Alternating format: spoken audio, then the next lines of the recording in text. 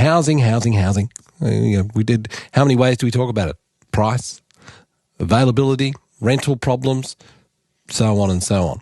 So many plans to try and fix it. We're going to rezone this area. And it'll be mid-density. We can go through here. We can put terraces in. We can put, high-rise. We put flats up to, say, 5 or 6 floors, that kind of thing. That's what we need to do. But that doesn't cover a whole lot of areas of Sydney that have heritage conservation orders on them, heritage conservation areas. So this is not just individual houses, this is entire areas where we say, this is very precious, this is a beautiful area, and this could be Haberfield, this could be Glebe, these sort of areas. How big are they? What's the effect? And should we be looking at this? Are we preserving too much, or is this preventing even a discussion about what we might be able to do in some of these areas? Is that the issue with some of these areas? Do we need to look at dealing with them? Planning Mr. Paul Scully was on Sarah Morning's programs yesterday and was talking about, we got to be a bit cautious about turning off some of these areas. Melissa Neighbour is co-founder of the Sydney YIMBY group. Yes, in my backyard. They're keen to get more development happening in more areas. Melissa, good morning. Good morning, James. How are you? Good. How widespread is the heritage areas? How big are these areas? Yeah, James, it differs across different LGAs in Sydney. So if you're looking at the inner west, it's about 30% of land has a heritage conservation layer over it.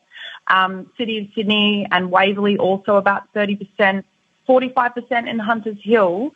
And then if you contrast that with, say, Blacktown, which has 0%, or Camden, they're looking at about 1% of their LGA. Yeah, right. So the kind of areas, we can probably imagine these sort of areas.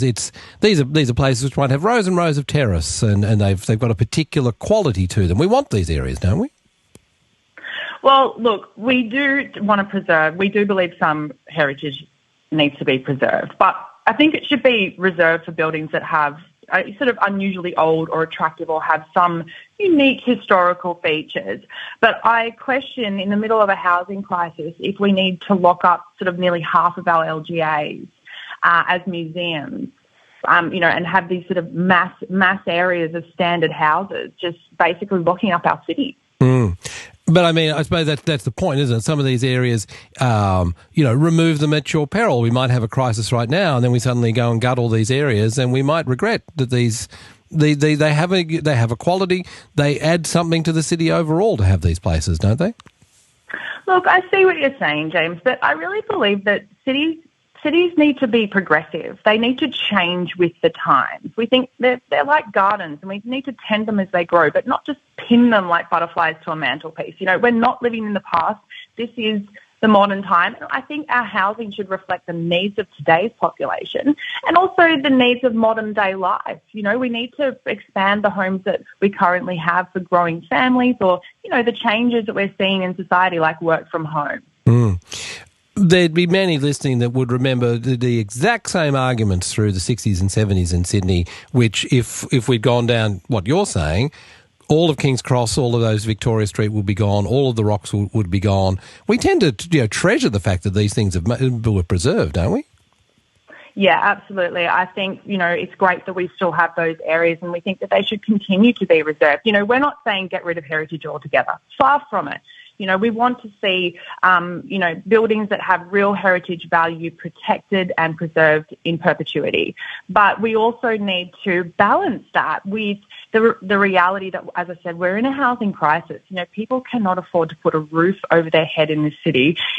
The crisis is stopping us like this city from really functioning properly. We're losing skilled labour. Young professionals are leaving. I think that in the middle of a housing crisis, which is only deepening, we really need to start to balance up the value of some of these, of the heritage of some of these buildings, and determine which we want to keep and which ones we can replace to, as I said, serve the needs of today. Mm. So, the state government can bring in zoning laws. You and I can have a discussion in general terms about these kind of things, but it comes down to a street, doesn't it? It comes down to somebody's street, someone's actual area. Have you looked at the map? Have you walked up and down the streets and said, you know what, this bit could go? Look, I haven't done, looked up every single street and worked out what I think should go. What we think should happen is that there should be a state-led review of heritage so that we can start to have some practical application of heritage across the state and some more uniformity as well. I mean, I think what's really unfair about some of these, the idea of treating homes within a heritage conservation area as an actual heritage item, is that it puts an unfair burden on owners. So owners are forced to maintain and preserve building fabric, walls, when those dwellings are usually old and damp, they have structural issues. Even the layout of the buildings would have to be retained, and usually those rooms are too small for modern living. So I think there's a real place to, as I said, have a review of heritage and have it happen at the state level so there can be some consistency and practicality of heritage across our state. I'm not quite sure what you're saying about heritage conservation areas applies to individual buildings. I think it's more you've got to keep the overall, but you can. Lots of them get developed and renovated to modern standards. Yeah, well, no, so the way it works, James, is that usually the front two rooms have to be retained, and then the owners can, yes, as you said, put an addition out the back. But even that means that it basically creates a situation where they have to remediate the building fabric, and then out the back it's got a bigger sort of development where most of the living happens, and that actually is not great for neighbour privacy and amenity and all of that. So, as I said, the practical applications of heritage controls need to be reviewed, as well as sort of, the areas and the total amount of area that they apply to. Melissa Neighbour, there's a few people asking this on the text service. Is your group Sydney YIMBY, are you funded by developers? No, we are absolutely not. Not only are we not funded by developers, we are completely grassroots, and all of our members are background checked. We do not take any paid membership from developers. It's something, we have a very strict policy on that. So no, the answer is no. Okay. Melissa, thanks for joining us.